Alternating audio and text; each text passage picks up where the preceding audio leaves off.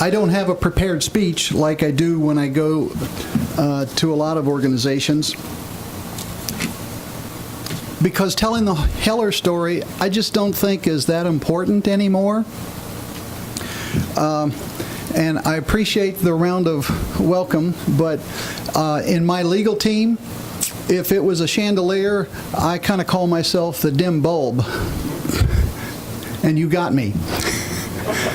Because I think the great minds were Bob Levy, who was a self-made millionaire in the computer world back in its infancy, and he funded the Heller case with Alan Gura, who I think, for all the work that he did, I think he deserves a Nobel Peace Prize, because he helped further freedom in this country with his hard work.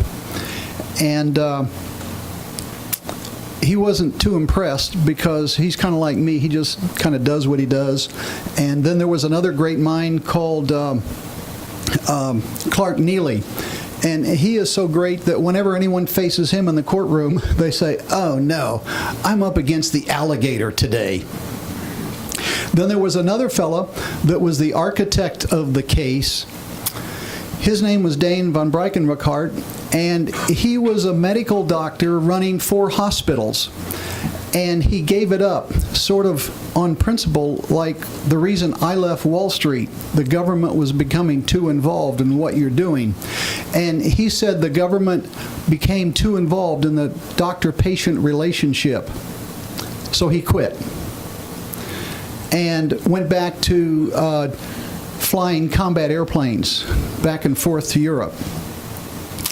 And then we bumped into each other, and this, I find, is such an exciting part of the story. I mean, there's got to be a gun god, right? There's just got to be. The guy rents a place from me and says, "Okay, I like this place. I'm in. Here's your check. What do I do with my guns?" Now, remember, 1976, gun control, the Soviet city of Washington, D.C. Oh, by the way, I'm happy to be over across the river in America again. And but we're working on it. So we have no concealed carry, any kind of carry in D.C. But so he comes into the living room and says, "What do I do with my guns?" And I said, "Yeah, right. No, man. What do I do with my guns?" "Well, like, what kind of gun is it?" He says, "A trunk full." And I'm going, "Yeah, right. This is a cartoon, right?"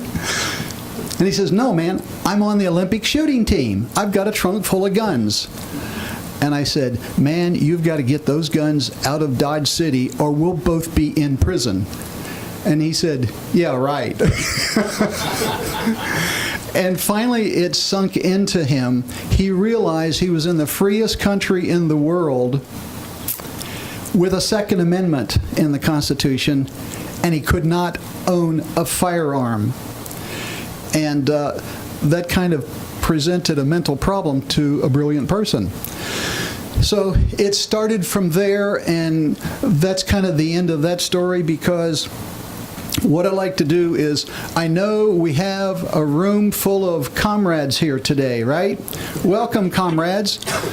I'm sure there's some gun owners in here, even maybe some people packing.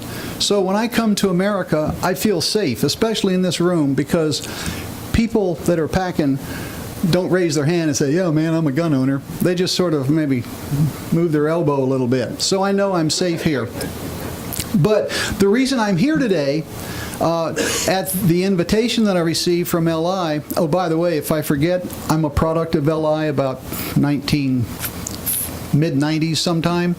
I'll try to remember to bring it in later, but just in case I forget. So it's only by the greatness and the originalist and the constitutional decisions made by Supreme Court Justice Antonin Scalia that I'm here to say we don't have to say hello, comrades. I can say to all of you, welcome to Freedom Breakfast Patriots. Freedom! Freedom! And if you feel like jumping up and down and yelling freedom like I do a lot, feel free. Freedom! Yeah. Sometimes the whole room jumps up and down, especially if I'm out west in Wyoming or someplace. They like that.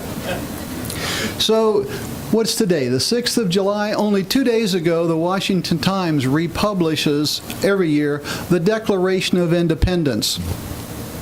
And the phrases that I like best are, "The King has sent hither swarms of officers to harass our people and eat out our existence."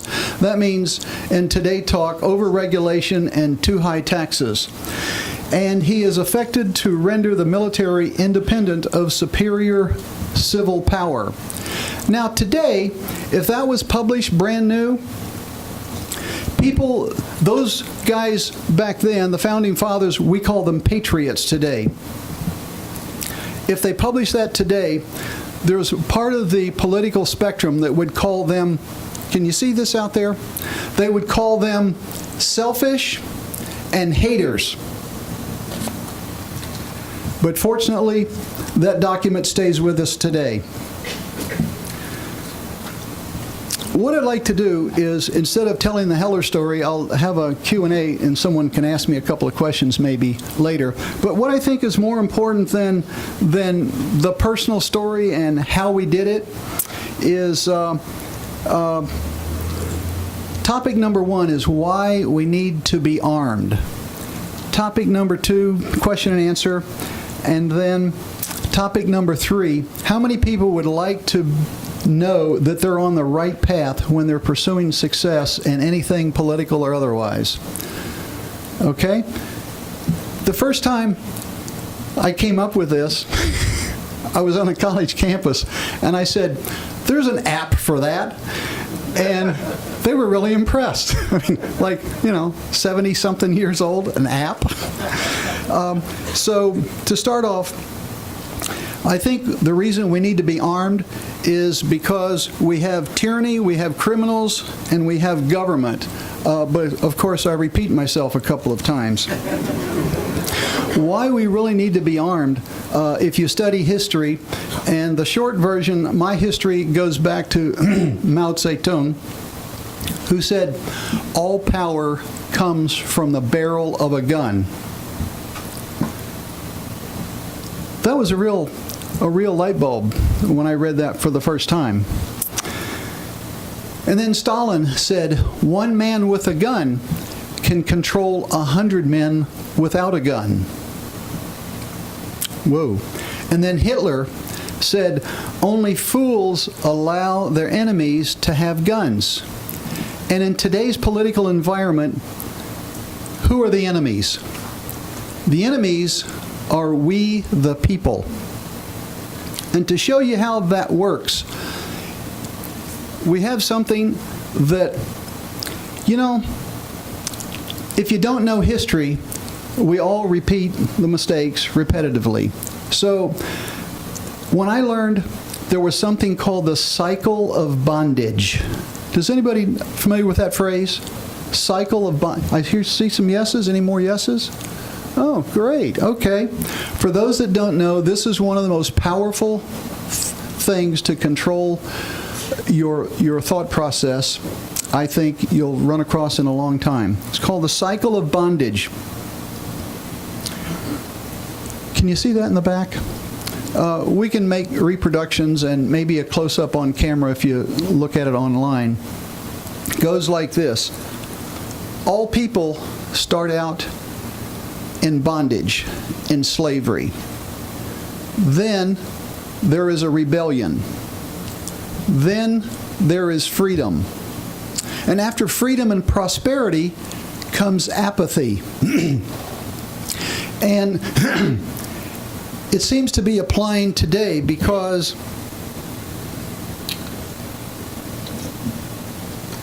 on the 4th of July, here's a poll that says American patriotism is at a 16-year low. That's 2 presidential administrations, 8 years each. And it says that only 52% of American adults are extremely proud to be patriots, and that's a pretty reasonable poll put out by Gallup. So after apathy comes the stage of weakness. That's when a country is disarmed, a state is disarmed, a city is disarmed, or individuals are disarmed. Once the only person holding guns is the state, then there can be nothing but tyranny. Okay? It's like mad dogs, wolves. And then we slip back into bondage. Now, if you get a copy of this and study it, I'd be interested in talking to people about what stage you think we're in this cycle of bondage. Well, another reason we need guns is that, and if I run over my time, let me know. Okay, because there's one thing I want to cover, and that's the 2 things were the cycle of bondage and the apps for success. Well, here's another reason why being armed is important. This chart, the pink line or red line starts in 1987 when Florida was the first state to issue concealed carry licenses. And I was a stockbroker at the time, and I read that, and I said, oh boy, this is interesting. I wonder where this is going. And now, 30 years later, we have all 50 states have concealed carry. But not only that, all 50 states have concealed carry, and almost D.C.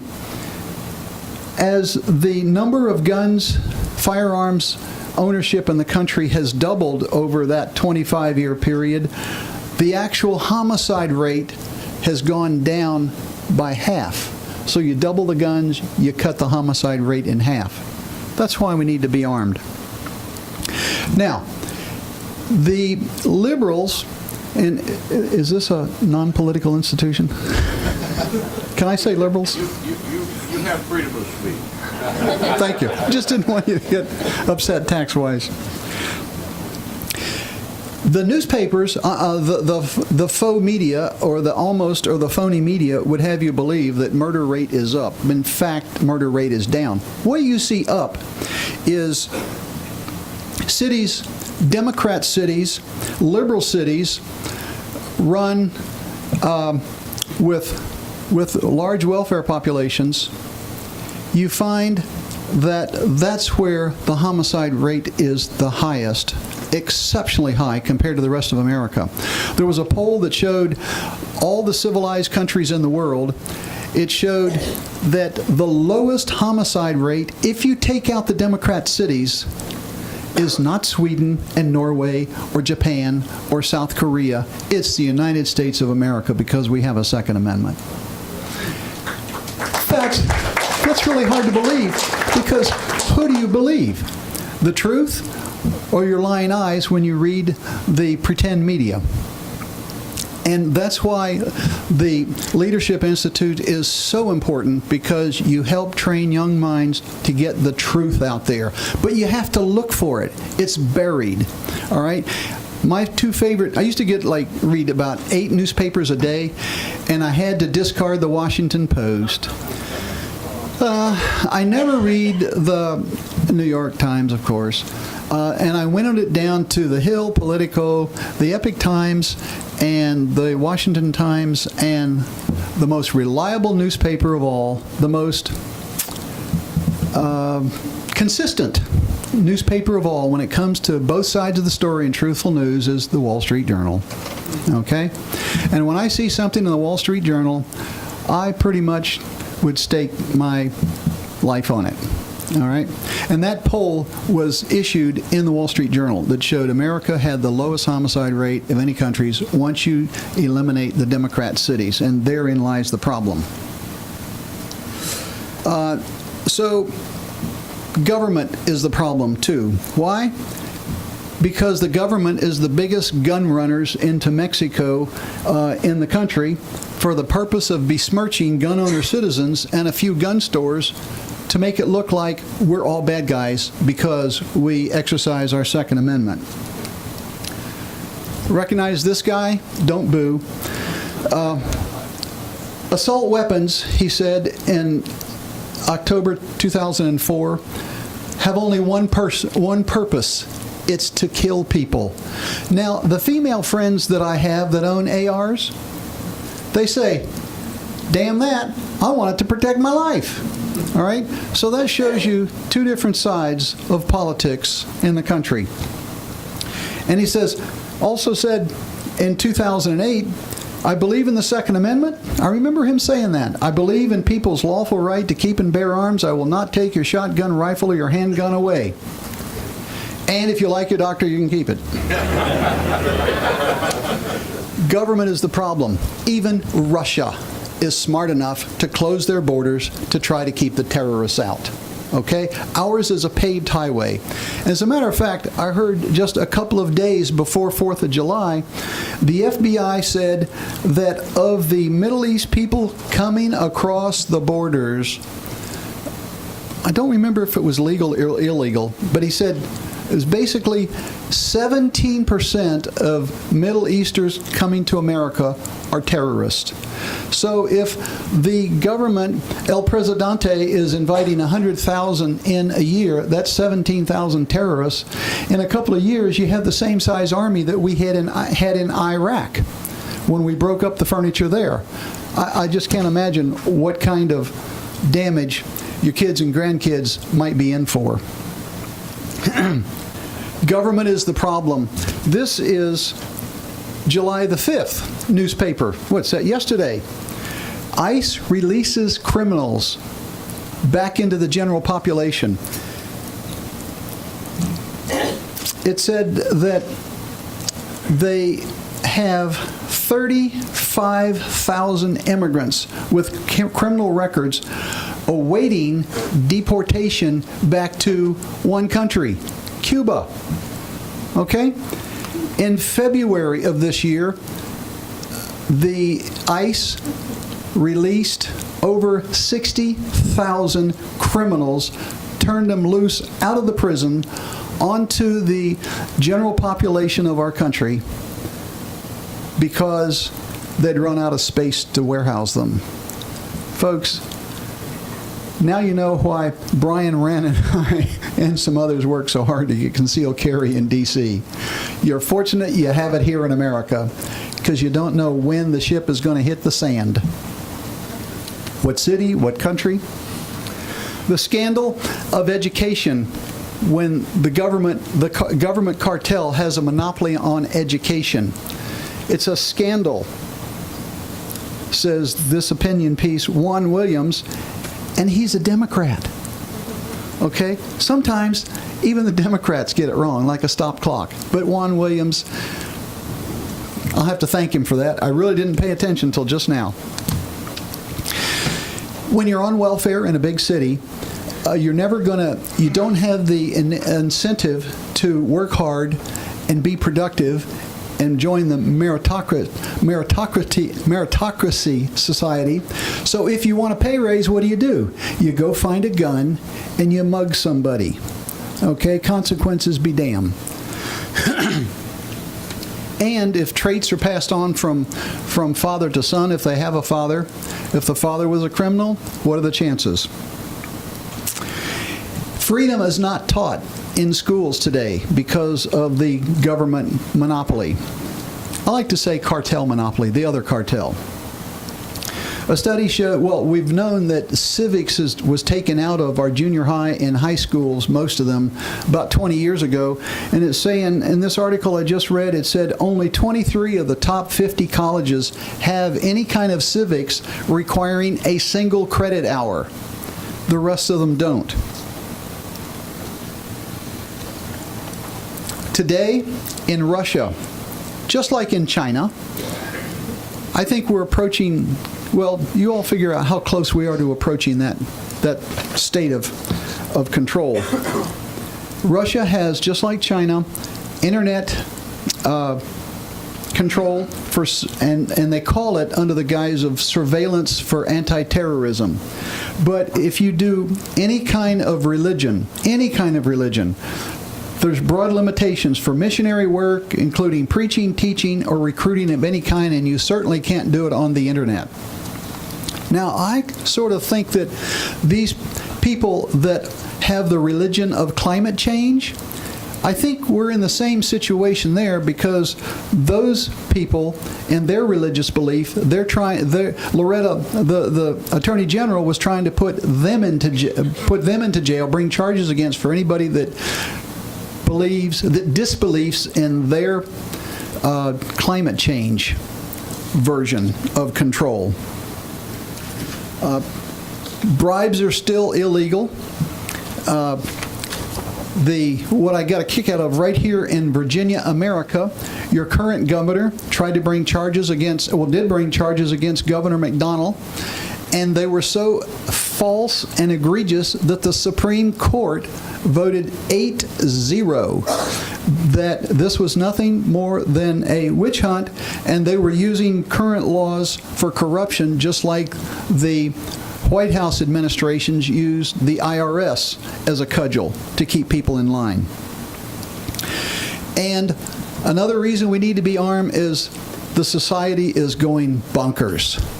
The educational system is berserk. Remember in Maryland, if anyone's from not in the local area, in Maryland a couple of years ago, a kid took his Pop-Tart in school, took a bite out of it so it looked like the letter L, and went bang bang to his friend. He was expelled from school, and it was a big legal battle to get him back into school and drop the charges. Now this, in yesterday's paper, June the 16th, a third grader was served brownies by the school at some party they were having, and the third grader made the comment, "Gee, this brownie, well, that's racist." Well, okay. The incident went beyond the principal. It went next to the New Jersey Division of Child Protection. Then the mayor got involved. Then the city prosecutor got involved. You know, you have to ask yourself, where does this madness end? The whole world, the whole country is going mad. And as kind of proof of that, you had an Occupy Wall Street sit-in in the hallowed halls of Congress sometime last week. I mean, it's the inmates are running. Remember the One Flew Over the Cuckoo's Nest? The inmates are running the asylum. And another reason we need to be armed: whenever there's a violent situation occurs and it's reported, who shows up? Now, by the way, I'm still a cop. Who shows up? Well, they call us the first responders. We're the second responders. And the second responders that show up are always the guys with a gun. But they want to take the guns away from us, which leads me to the story of the one time when I finally realized that I had to become politically involved. Is I couldn't own a gun in D.C. Yet, if I became a cop, they would give me a gun to protect them in their government offices. And you know, I'm a little slow on the uptake, but I finally figured it out. Light bulb comes on. I said, I am living in a two-tiered society, not unlike the old Soviet Union. And then I got chills and got scared, and I didn't know what to do, but that kind of started the process. But what we know now that we have concealed carry in all 50 states except D.C. Is that armed society is a polite society, so you don't need so many second responders. And we certainly don't need second responders that come in gangbusters like a SWAT team, driving tanks and wearing armor. By the way, cops in general, not me, I have a concealed carry license, are 4 times more likely than concealed carry license holders to be involved in a criminal activity. I tell you, It's hard to believe. Them's the facts. And we're trying to do something with terrorists, and there's a bill in Congress to scrutinize people on the no-fly list, and Nancy Pelosi says that basically we don't want due process. This was July the 4th, believe it or not. A lot of things happen on Independence Day. She says, we don't need due process. If they're on the no-fly list, they no-buy. Okay? So much for guns. Now, I have one more piece of data that you might be interested in. Would you like to hear some more data of how undestructive AR-15s are? Do I hear a lot of yeses? Okay. Let's say there's 4 categories.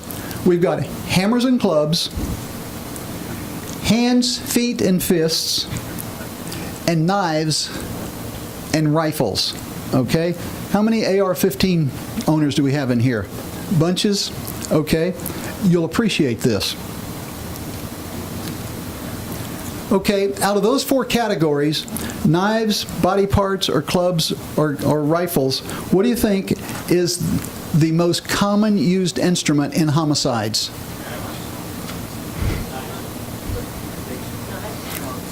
Someone said knives? Knives is the #1 tool. Not handguns. Handguns not one of the category, but the big push is on assault rifles, right? AR-15s. So knives is the #1 instrument. Number 2. What's number 2? Body parts. Okay? And number 3 is hammers and clubs. Number 4, the least used instruments for homicides is rifles. And of rifles, put shotguns in there, shotguns are used for homicides twice as much as AR-15s. What is the issue with AR-15s? See how insane these people are? It's the agenda. It's power. It's control. It's inch by inch. Control is a cinch. So by the way, knives are used 5 times more than rifles. Let's say long guns.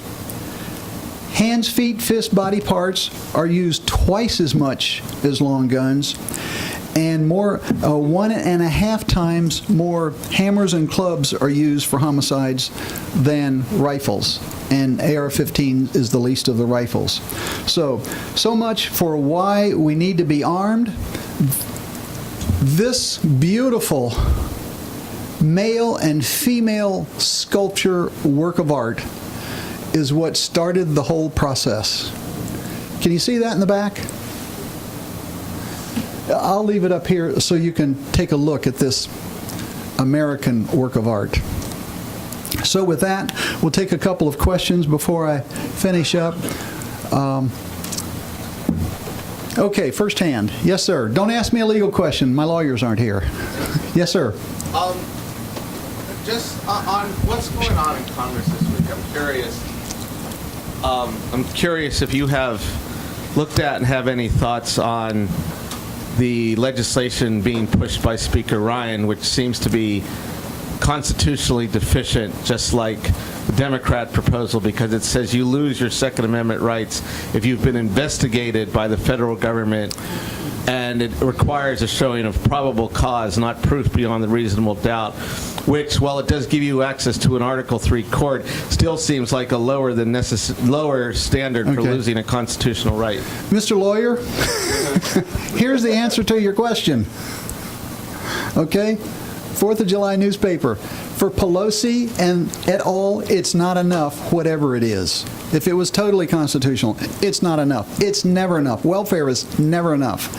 Speed restrictions, it's never enough. Bicycle control, it's never enough. That's the way they are. Okay? We had a question over here? Yeah. Yes, sir. Ask me about building up to the point of the case. My question is a practical one. What is the status on using trusts to own otherwise prohibited assault weapons or automatic? That doesn't have anything to do with bringing the Heller case to the Supreme Court, but I can tell you there's a group called Arsenal Attorneys, and that's what they do. As a matter of fact, they're right across the street at Courthouse Subway Station. That's how close they are to you. Yes, sir. Yes.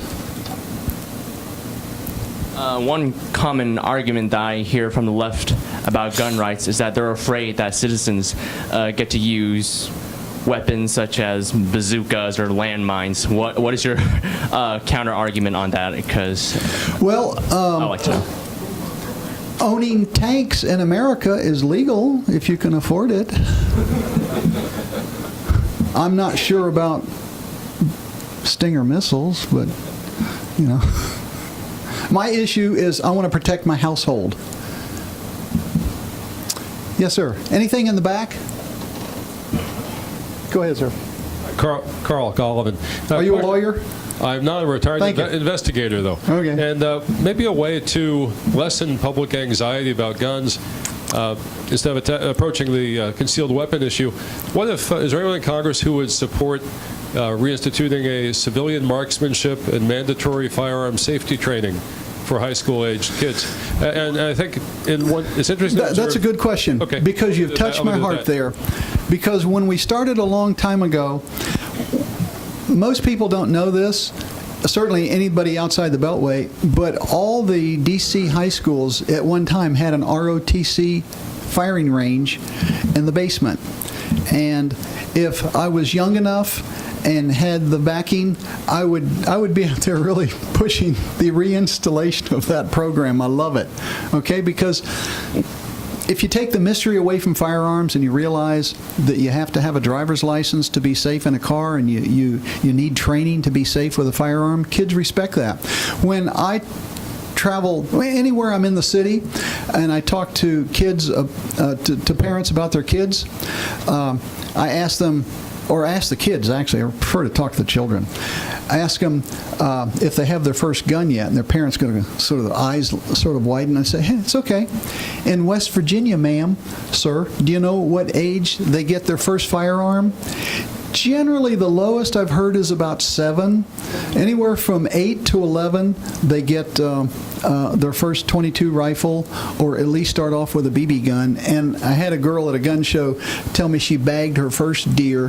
Her daddy said she got a deer yesterday, bow and arrow, and she said, "Oh, Daddy, tell him the truth." He said, "Well, okay, she got her first deer last year when she was 7 with a bow and arrow."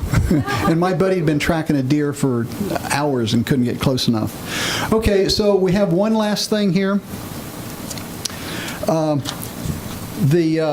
I did start off here in the mid-'90s with Leadership Institute. We didn't know what to do when we decided, my partner and I, Dane, decided we had to do something about the gun restrictions in D.C. So we went to, there's dozens, maybe 100 think tanks in Washington. We went to all the conservative ones we could find, and most people gave us direction, steered us towards Leadership Institute, LI.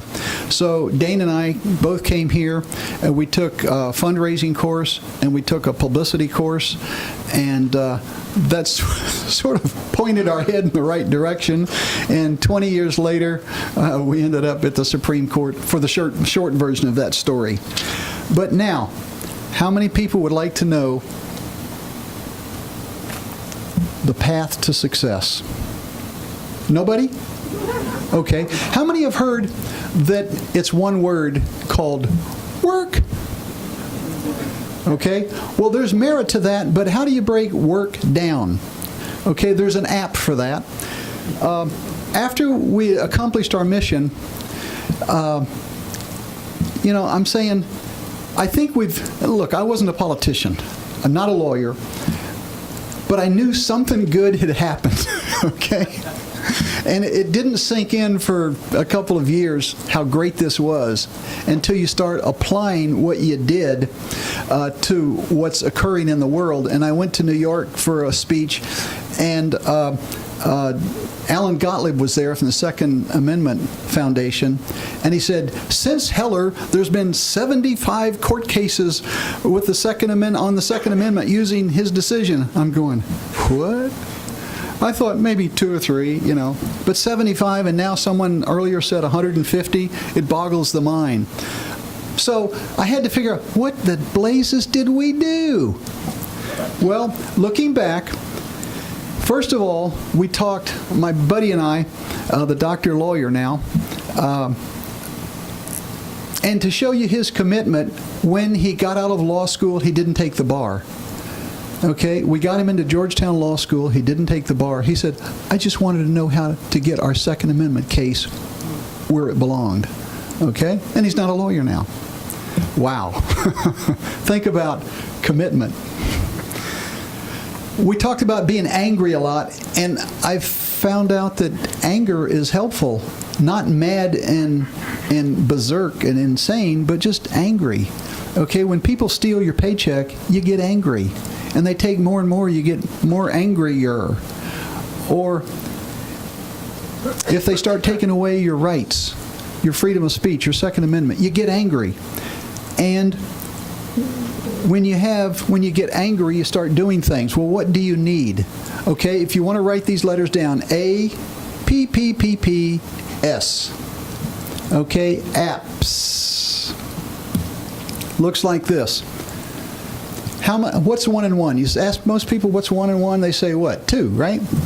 When you get 2 people together that are angry, 1 and 1 makes 11. You get 3 people together, you got 111. You start getting horsepower. So this is what it looks like. You have to be angry. You have to build yourself a network of people. And when you get a group of people together, you'll come up with some plan to figure out how to solve the problem you're all angry about. Okay? You have to have passion in what you do. That'll carry you through. If you stay angry long enough, you apply that passion to your plan, and you pursue it indefinitely.